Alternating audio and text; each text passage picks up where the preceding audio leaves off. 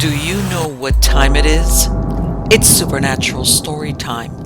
And if you're easily scared, and even if you're not, there's only one thing left to do. Just turn off the lights, because these are stories that you listen to only in the dark.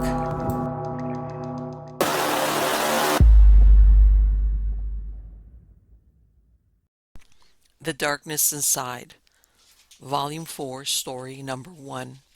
My husband and I moved into an older house that used to be a Japanese concentration camp barracks that at one time was located in Jerome, Arkansas.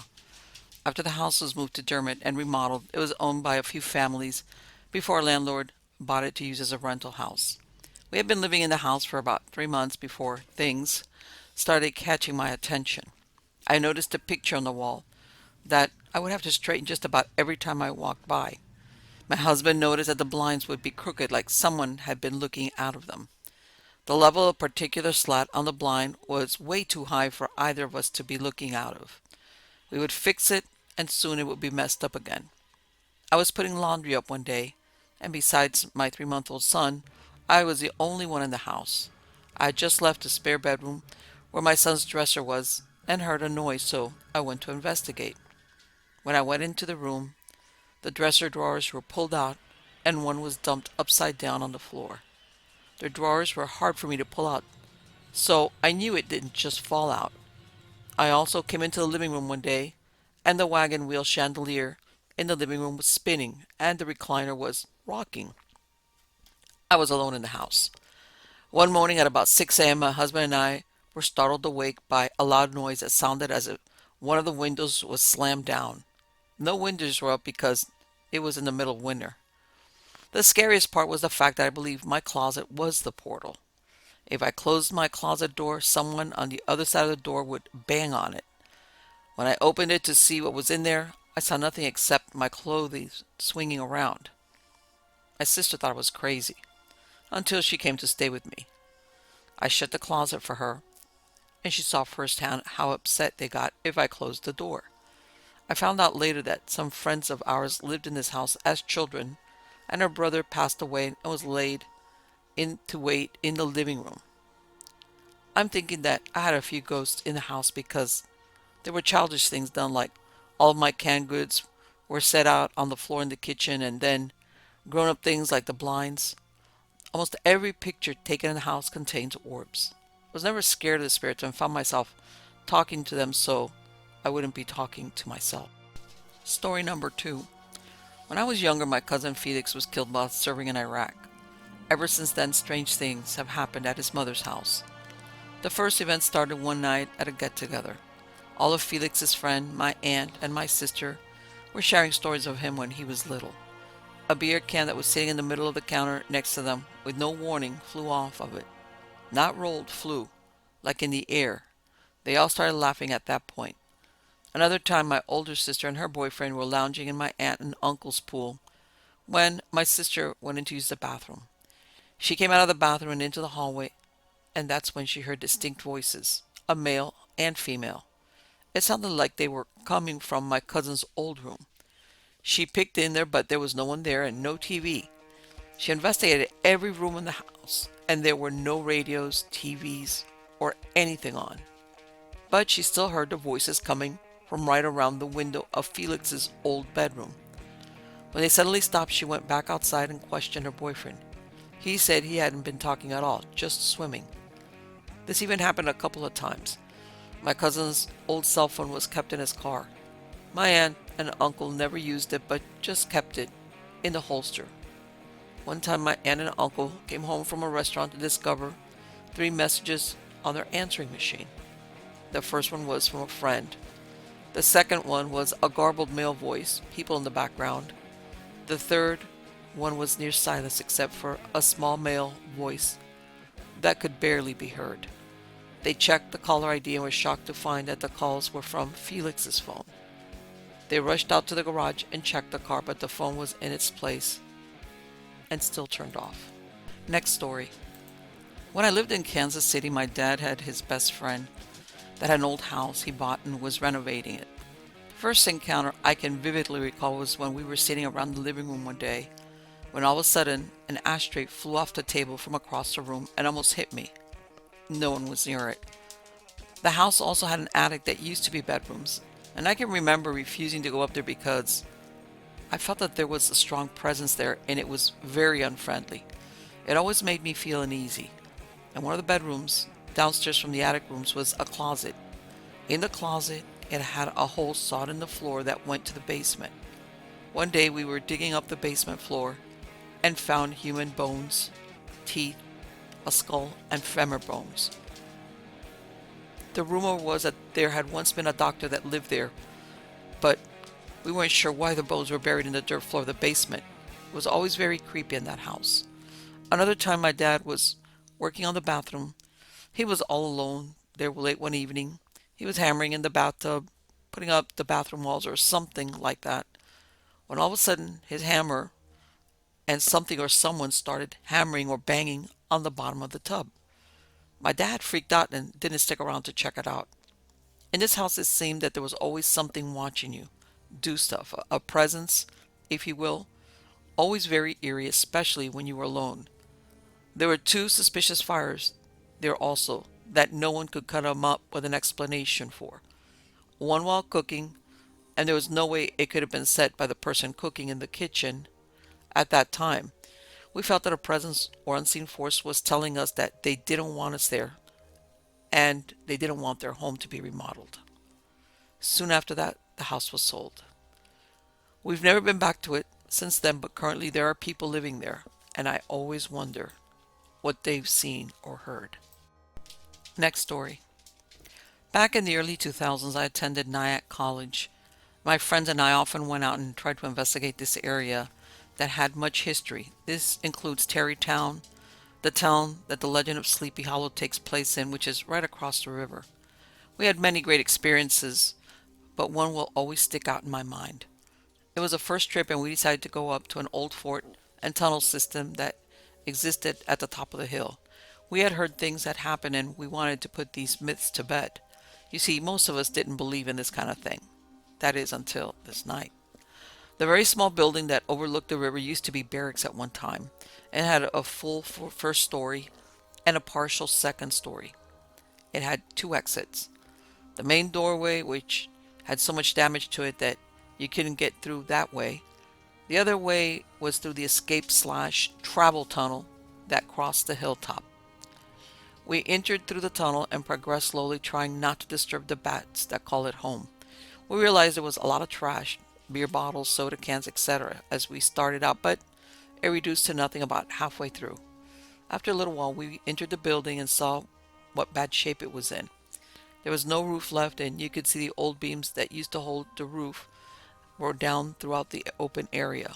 There were no walls, so you could see the whole building. The floor was covered with leaves, and it was very hard to get around. We spent a little while, but we weren't very impressed. We decided to stay a little bit longer, but in silence. Shortly, I looked over at one of my friends, and he was staring up at the roof area, and his mouth was wide open.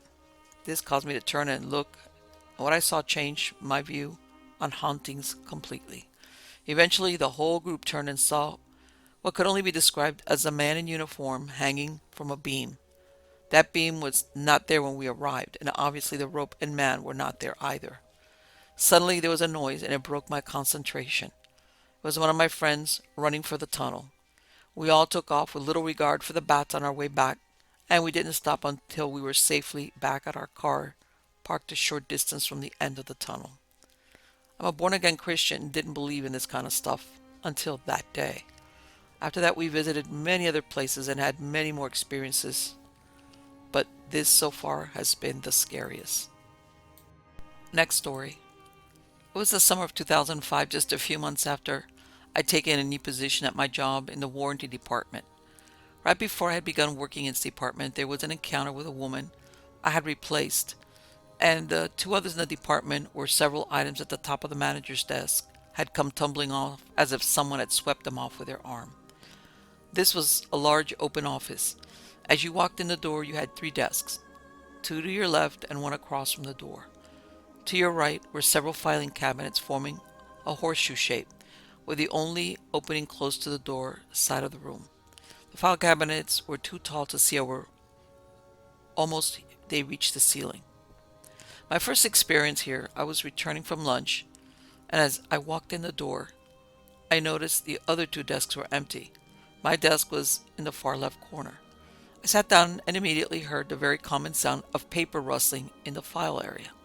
I assumed, of course, one of my coworkers was going through the files. I called out, "Who's over there?" In kind of a joking way. No answer. I continued to work. My radio was playing, and the paper continued to rustle. After maybe 5 minutes, my curiosity got the best of me since I didn't get an answer to my question. I began to wonder if it was someone who wasn't supposed to be there. The rustling stopped. I turned to see if someone was coming out from behind the row of file cabinets. After a few seconds, I got up, walked over to the filing area, and found nobody there.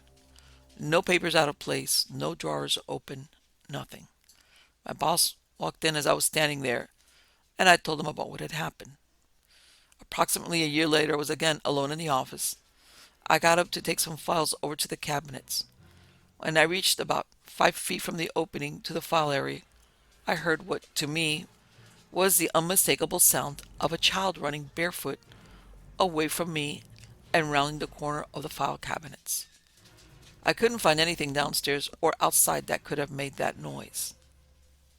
And I never got an answer to those questions as to who it was or what it was. Next story. I was at the First Baptist Church in Boise for a field trip. We had just had lunch and everyone on the student council decided to go explore the church. We got permission, we all went our separate ways. My friend and I found the stairwell and decided, whoa, this is creepy, let's check it out. I think there was about 6 flights of stairs. The first 2 flights of stairs were pretty well lit, not bright but not pitch black. About the 3rd flight it started to get darker. The only light that was on was the one on the 1st flight, and at the 4th flight it was completely dark. We decided to rough and just kept going. We made it to the last landing before the attic, for lack of a better term, and we heard footsteps. We knew it was someone because they were calling our names. We told them to go back down and that we'd be back in a couple of minutes. Then I had my friend stand on the flight below, 1, because he was breathing heavy and a bit terrified, and 2, because if we did experience something, we wanted to be positive it was paranormal. So he stood guard on the flight below the landing to make sure no one was messing with us. I then turned on the camcorder on my phone to record anything that was about to happen. I had definitely felt a presence there. I talked for a bit, then showed where my friend was standing, then I turned it back to me. I said, "I'm really quite scared, but I really want something to happen." Immediately after I said that, I heard a muted knock on the attic floor above me. Then I was a bit startled and turned the camera to the flight of stairs that led to the attic, because I was about to go up and investigate. Then it came. It was a shadowy figure, and it walked across the opening and the top of the stairs that lead to the attic. It seemed as if it had appeared from nowhere, and it appeared as if it were going to the other room. But then it stopped. It looked as if it had turned to me. Then it took a step down the stairs, slowly heading toward me. I was still taping, but I was in such shock that I simply said, "Oh my, oh my, oh." Then I ran down the stairs. I was petrified and said, "Dude, let's go, we're not alone." We booked it down the stairs. I still have the video on my phone, and I still don't know or have an explanation for it. Next story. I know this sounds crazy, but I swear every word is true. My family owns a hunting camp that was built in the early 1900s. I had been in the family since the 60s. It was my grandfather's favorite place. He spent every weekend there. For as long as I can remember, he would tell me about strange things happening there, such as knocking on the front door, always at 2 a.m., and there never being anybody there. Rolls of toilet paper rolling out of the upstairs bathroom into the bedroom, and just plain chilling feelings in the house, even though it was warm. My mother also spoke of the strange knocking. I always regarded their stories as attempts to scare a kid, but now I'm not so sure. It started for me in 2001. I was down at the camp with a friend of mine for a weekend of squirrel hunting. We slept on the couches in the living room by the front door. My buddy passed out cold. He sleeps like a rock. Around 2 a.m. I was awakened by a knocking at the door. Nothing startling, just a gentle series of knocks. I went to the door and opened it. There was no one there, so I went back to my couch thinking nothing of it. You know that stupid daze you get in when you wake up in the middle of the night? Sometimes stuff that should get you thinking just doesn't process through your head. I quickly fell asleep again, only to be woken soon again by the same knocking. This time, when I went to the door, I found nothing. I drew the conclusion that it must be a tree branch blown into the door by the wind. Once again, I went back to bed.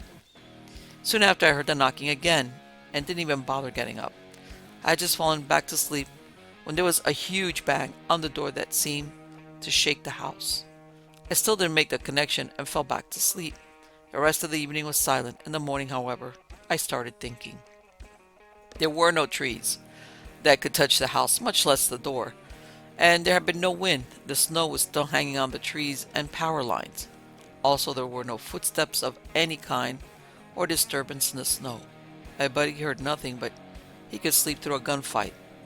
That was my first experience. The next significant thing was in 2003. It was summertime and my family was spending a weekend at the camp. Once again, I crashed on the couch while everyone else slept upstairs. I stayed up late watching the hunting channel. Around 2 a.m. I heard someone stirring upstairs. I heard them come down the stairs behind me and go into the kitchen. I then distinctly heard them going through the cupboards and opening up the doors. After a little while, I got curious as to who was up and why they weren't going back to bed. I got up and went into the kitchen, and there were no lights on, no cupboards or drawers open, and nothing disturbed. When I asked my family the next day who had gotten up, none of them had. That was the last time anything that big happened to me, but sometimes I still hear knocking or just get a sudden unexpected chill, always at night and always around 2 a.m. This might not sound like much to you ghost hunters, but it's true. And I know sometimes that I'm not alone there. It's not a foreboding feeling, just a feeling that someone is close to you. I have no idea who it might be knocking on the door or why, but it is an interesting thing that has come to be part of what that place means to me. Next story. I'm an EMS worker for an ambulance company. When I was younger, I lived in Humor Heights, Ohio, where I believe my house was haunted. Once, me and my friend were playing video games, and we were the only ones home. The TV turned itself off, and we heard my mom shout my brother's name, Sean! We looked at each other and ran down the stairs. No one was home. Ever since, my friend would not stay at my house. I was afraid that in that house because I experienced horrifying dreams of demons, seeing shadows and faces, hearing voices and noises. The electronics went haywire there.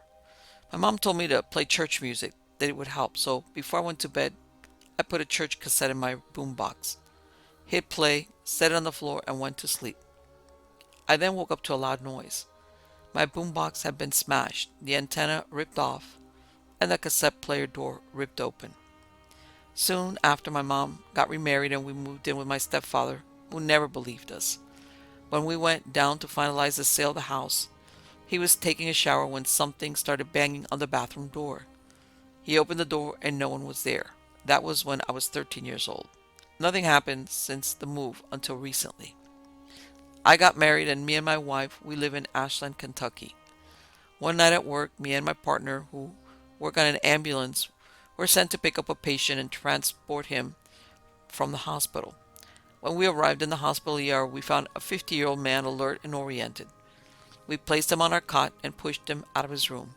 He then placed his sheets over his head. I asked him what was wrong, and he said the light bothered him. We placed the man in the back of the ambulance, where I sat in the back, and I got his vitals. My partner drove up front.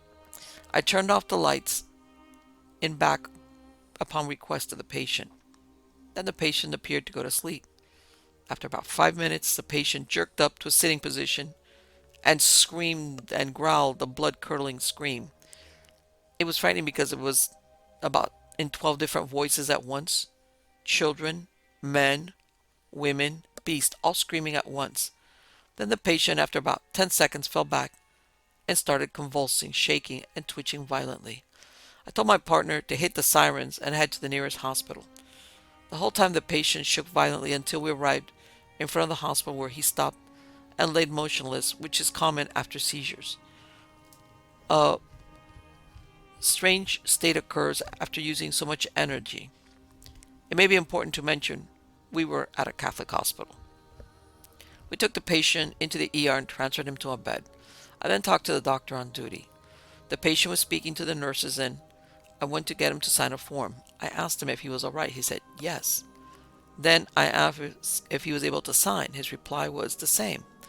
I gave him the pen and held on my clipboard. His eyes went blank and he quit talking. I looked down, his hands were just going in circles, so I just left him. When I got out to the ambulance, I looked at the paper. I asked him to sign, but instead of a name, there was a number written all the way across the page. 666666666 and so on. My partner came on and asked me if I'd heard the scream. I said, yes, why? He said, because it sounded like several people yelling at once. I told him I'd heard the same. Later that night, my wife came to pick me up since one of our cars was broken down. She was just sitting in the car and didn't speak to me. I asked what was wrong. She gave me a terrified glance and said she had to leave the house. She said she was sitting on the couch watching TV when she saw a reflection in the microwave of a man in the kitchen. A reflection on the TV of someone sitting by her on the couch, and another woman standing by the couch right beside her. The light outside started going on and off. The woman in the reflection by the couch was playing with the light switch, my wife said. She could only see them in the reflection, but she could see the light switch moving up and down. She felt uneasy and cold with a nervous shiver. After that night, it hadn't happened since. But the ambulance radios would turn up and down on their own, even away from the station. One day an employee pulled their personal car into the ambulance bay to put their bags into the car. While in the bay, the car radio came on by itself. I don't know if these are all related or independent incidents, but I do know that it is not normal. Next story. This happened years ago, but I still remember the strange happening in this house, and it's a place I don't think I will ever forget. My family moved into this house sometime during 1999. I was about 12 or 13 years old. You could tell the house was old. The layout was very odd, and the house itself was crumbling. I'm not sure when the strange happenings began to occur.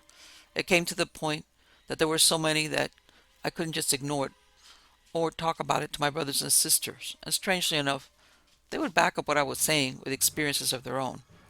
The few experiences that stood out to me were the following. First one was when I woke up in the middle of the night. My bed was parallel to my sister's, which was facing the door.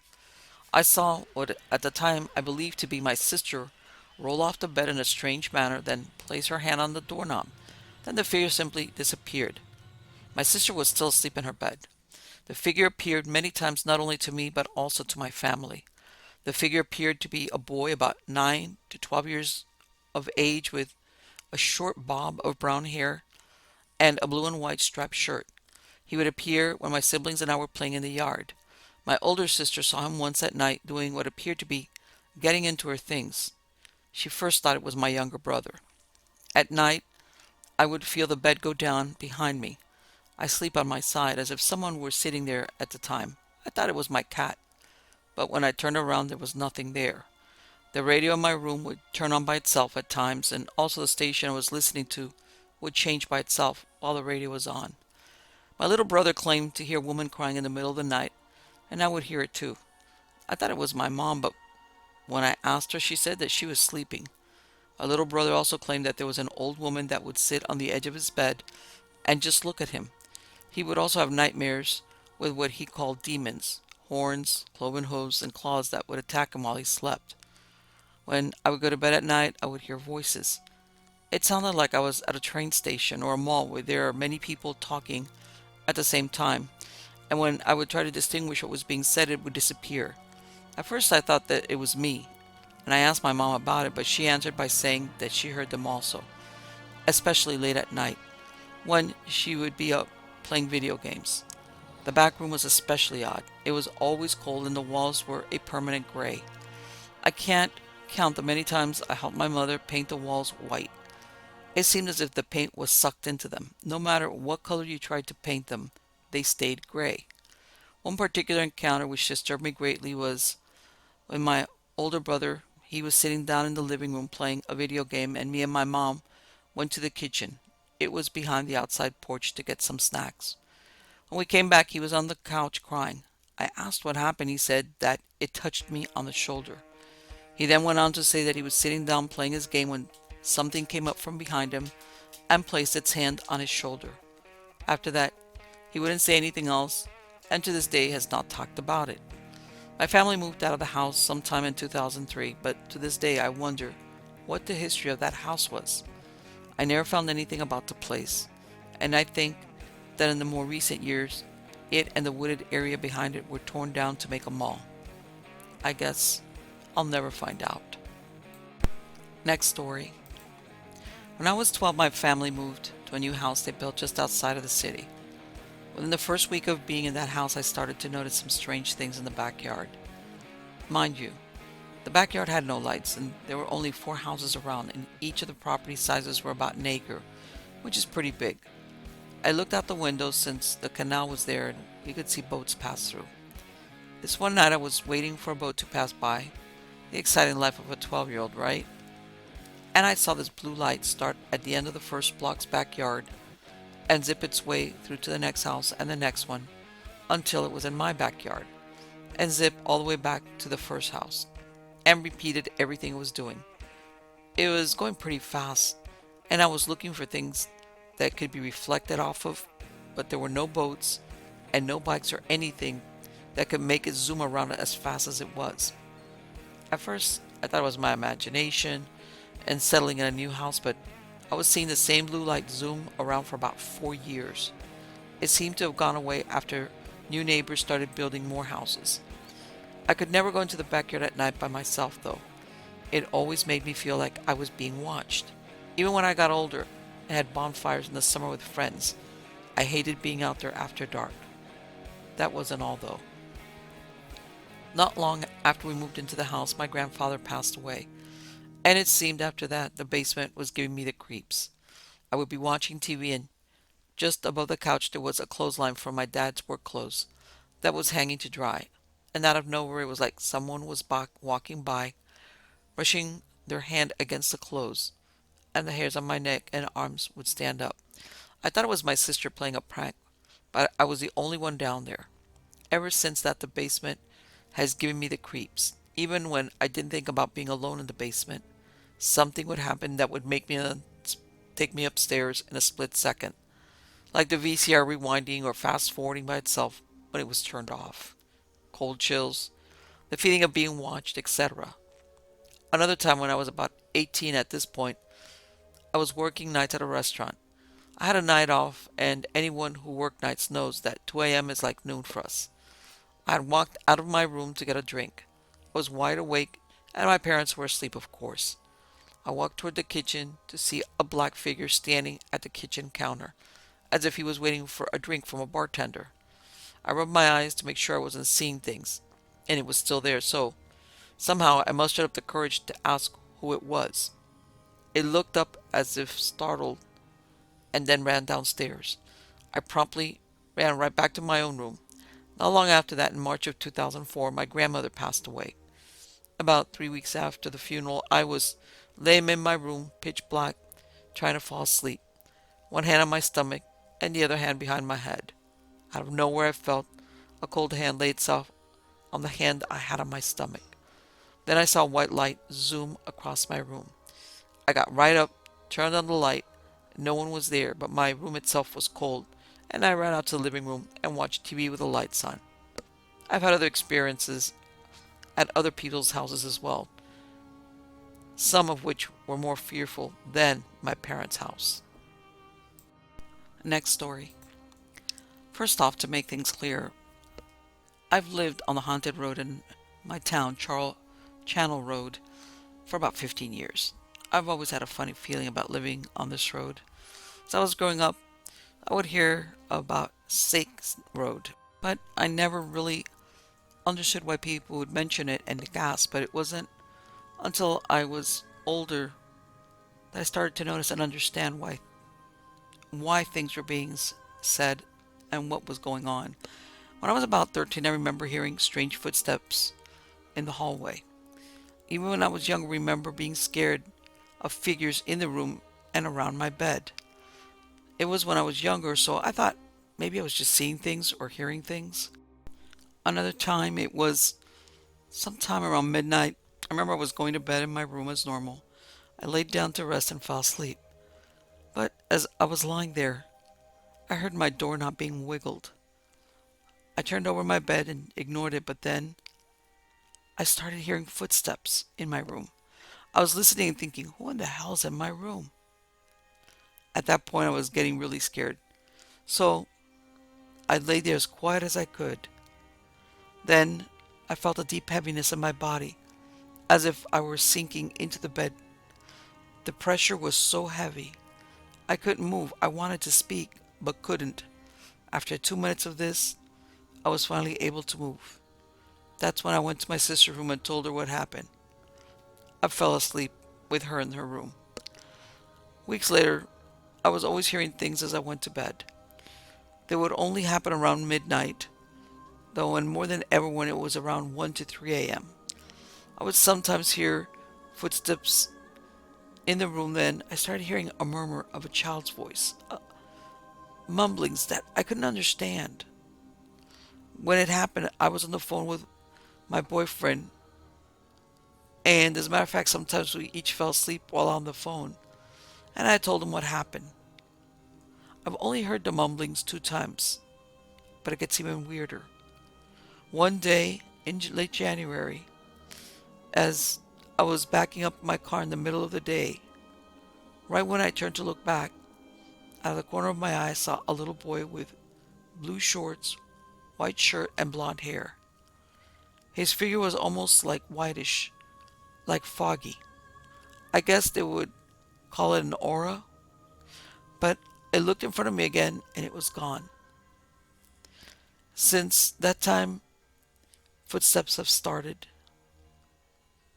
and then it stopped, and then for the longest time I didn't hear anything. I thought maybe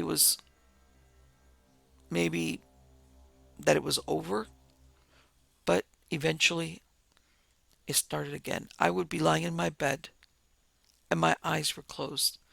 I'd be almost asleep. Maybe it was a little bit after midnight. I opened my eyes and in front of me there was this floating, glowing, and when I mean a really glowing figure. I was asking it to leave, and I knew that there was something that was very evil about it. That glowing figure, it just floated there in front of my bed. It looked like a grown man in a top hat, like he was looking back at me. I did turn on the lamp, and that's when it was gone.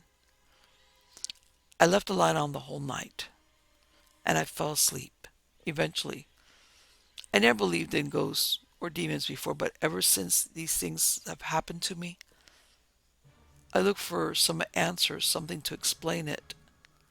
And I've even researched the road and figured out that the river that's right next to the road is haunted, as well as the road itself.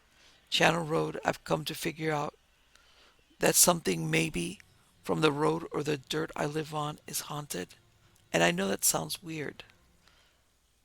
It's maybe what's bothering me at night. I've been the only one in my house to see or hear these things. But I know something weird is going on, and it has to do with that river and the land.